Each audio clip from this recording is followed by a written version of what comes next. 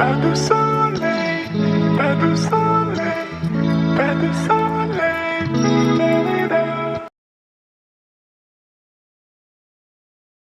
Pasangan ini memainkan permainan menembak. Wanita menembak lebih dulu.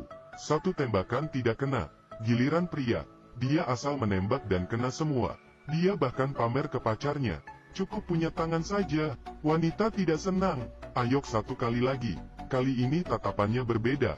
Bahkan cara tembaknya lebih jago daripada pria. Pria terkejut. Setelah menembak, wanita juga tidak lupa berkata, "Cukup punya tangan saja. Mereka baru kenal tak lama." Saat itu ada pembunuhan di hotel. Wanita itu berlari dalam kepanikan. Di belakangnya terdapat polisi. Dia menyembunyikan sembunyi dan bersiap bertarung. Tapi tiba-tiba ia melihat seorang pria tampan. Wanita tiba-tiba berubah pikiran dan berjalan ke arah pria. Pria segera memperhatikannya, menutup pistolnya, dan meletakkan tangan di atas bahu wanita. Berpura-pura menjadi pasangan dan pergi dengan tenang. Ini adalah pertemuan pertama mereka. Sangat senang mengenalmu. Saya juga. Mereka dengan cepat saling jatuh cinta.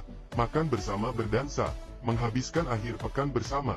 Saling kenal kurang dari 2 bulan. Dan mereka langsung menikah. Teman-teman menyimpulkan, kalian tidak akan bertahan lebih dari 6 bulan. Tapi tak disangka, keduanya melewati 6 tahun. Tapi keduanya sama-sama tidak membocorkan bahwa mereka adalah pembunuh.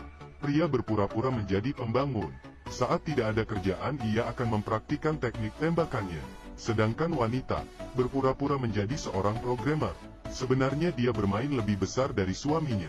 Contohnya seperti malam ini. Dia berpakaian seperti gadis panggilan, membunuh target dengan cepat dan bersih. Saat satpam menghancurkan pintu, dia mengeluarkan cincin besi besar dari tasnya, melompat dari balkon dengan tenang, turun dengan tali ke bawah gedung pencakar langit, kemudian tiba di bawah, menghentikan mobil dan pulang.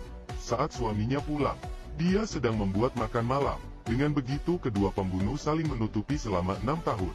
Bahkan tidak ada yang tahu, meskipun pekerjaan sangat menarik, tapi kehidupan pernikahan semakin membosankan.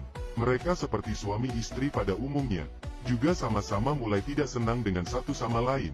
Kau benci tiraiku, saya kembali membenci estetika Anda, bahkan tidur pun tidak berhadapan. Hingga suatu hari, keduanya diberi tugas yang sama. Target kali ini bernama Tank. Ia dikenal sangat rumit, tapi hanya ada satu kesempatan untuk bertindak, di perbatasan gurun pasir ini. Saat serah terima Interpol, pria langsung bersiap. Dia menyeret koper ke gudang, membuka ruang bawah tanah yang tersembunyi. Ini adalah kubah kecil sebenarnya, yang dipenuhi uang dan senjata baru. Tapi ia tidak tahu, istrinya jauh lebih pintar darinya. Membangun ruang rahasia tepat di belakang oven sederhana, menekan tombol. Semua jenis senjata juga tidak kalah mengesankan. Bahkan wanita memiliki tim yang lengkap, dengan mudah menyelesaikan tugas. Saat hari itu tiba, keduanya berbohong sedang berbisnis ke luar kota. Wanita telah meletakkan perangkap lebih awal, dan dengan santai menunggu target terjebak. Tapi pada saat itu, tiba-tiba muncul sebuah mobil, dan menghancurkan semua perangkapnya. Wanita ini dalam hati memarahi orang idiot ini. Tak disangka idiot ini adalah suaminya. Hanya melihat pria itu berjalan keluar dengan bazooka, wanita itu terkejut. Ini bukan orang biasa. Dia memutuskan untuk menembak pria. Tentu saja pria mengenakan rompi anti peluru, dan tidak terluka. Tapi dia langsung marah. Orang bodoh mana yang menghambatinya bekerja? Dia mengambil bazooka dan memberi satu tembakan. Gubuk itu hancur berkeping-keping. Wanita justru menaiki motor dan pergi. Tak perlu dikatakan lagi, misi keduanya dinyatakan gagal. Kedua pihak bos sangat marah. Memberi batas waktu 48 jam. Menemukan orang yang mengacaukan dan ditangani dengan bersih. Jika tidak maka tanggung sendiri konsekuensinya. Pria menemukan laptop wanita dari reruntuhan, menyerahkan ke ahli teknologi perusahaan, dan menemukan alamat pengirimannya seperti tidak asing. Dia pergi ke sana sendiri untuk melihat. Ternyata penerima adalah istrinya sendiri. Sedangkan di waktu yang sama, wanita melihat dari kamera pengawas, dan mengenali suaminya.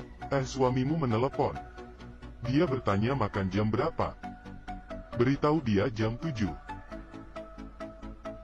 Ini adalah pesta yang sesungguhnya. Suami menuangkan istri air anggur, dan sengaja melepaskannya.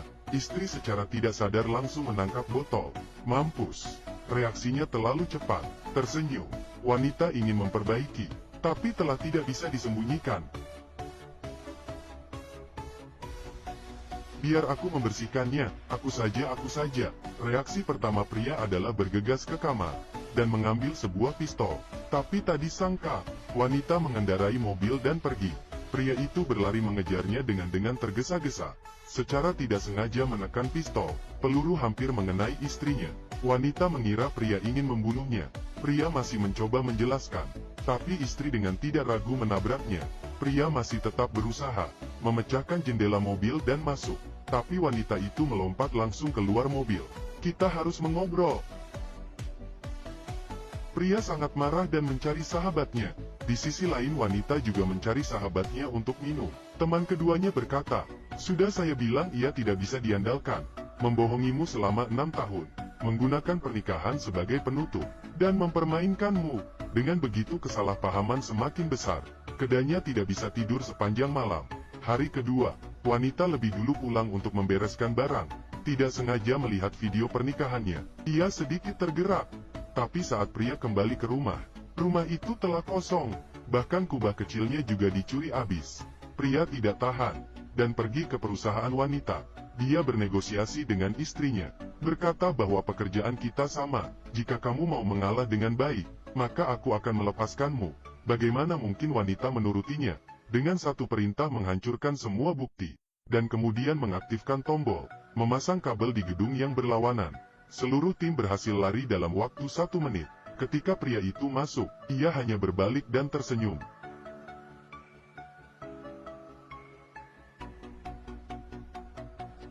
Penakut. Pengecut. Ini tidak seperti pertarungan pembunuh. Ini lebih seperti perkelahian pasangan. Ronde pertama wanita menang. Tak lama kemudian, pria sekali lagi mencari wanita. Namun kali ini dia belum sempat bertemu, dan dijebak di lift oleh wanita. Persyaratan wanita sama seperti pria, entah mengakui kekalahan atau mati. Pria berpikir, dengan percaya diri memilih pilihan terakhir. Wanita sedikit kaget, "Kamu kira saya tidak berani membunuhmu? Saya tahu kamu tidak akan." Baik. 54. Apakah kamu punya kata-kata terakhir? Tirai baru terlalu jelek. By John. Wanita menekan tombol. Lift jatuh dalam sekejap. Sinyal di layar juga menghilang. Lift yang jatuh meledak di lantai dasar. Wanita bergegas keluar dengan tak percaya, melihat kekacauan. Dia sedikit tidak percaya bahwa suaminya telah mati. Malam hari, dia datang ke restoran tempat pria melamar. Tidak bisa menahan tangis. Sedangkan waktu ini, pria muncul secara ajaib. Dia lembut seperti biasanya, tapi kali ini ia datang untuk meminta cerai.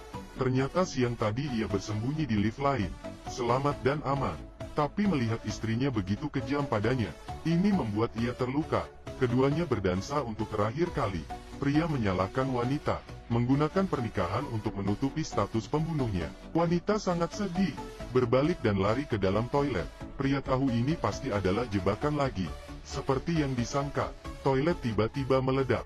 Para tamu melarikan diri berbondong-bondong. Sedangkan wanita telah bercampur dalam kerumunan. Pria mengejar keluar. Wanita itu menghilang. Sedangkan di bajunya terdengar suara bom waktu.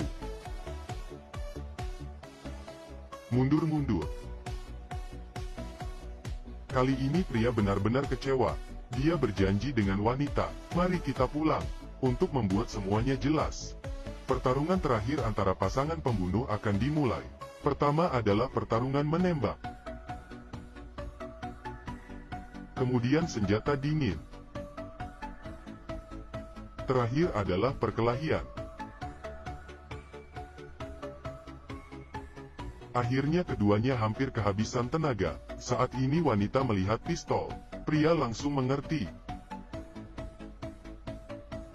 Bertahan cukup lama. Pria akhirnya meletakkan pistol. "Saya tidak bisa melakukannya."